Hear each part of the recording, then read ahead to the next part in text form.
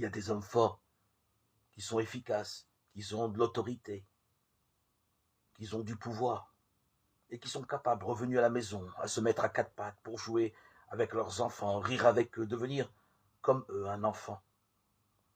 Ces papas-là sont humains, profondément humains. Ils ne regardent pas leurs enfants du haut d'un piédestal d'autorité et de savoir, ils se laissent toucher par leur petitesse. Nous aussi, cherchons à créer des liens, à rire ensemble, à célébrer la vie ensemble, à être heureux ensemble.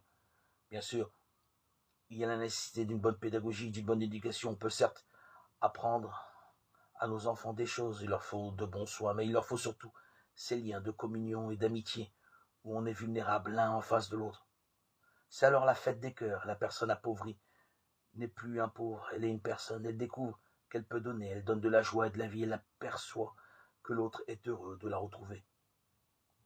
Nous pouvons toucher ici, comme le père avec ses enfants, ou un ami avec un pauvre, ou deux collègues, dans lesquels se noue une relation d'amitié. Nous touchons là au mystère de la communion. Jésus invite ses amis et ses disciples à ne pas inviter à leur table des membres de leur famille, les riches voisins, leurs amis, mais les pauvres, les estropiés, les infirmes, les aveugles.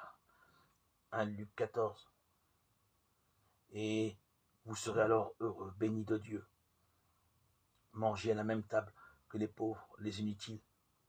C'est dans le langage biblique devenir leur ami, entrer en communion avec eux.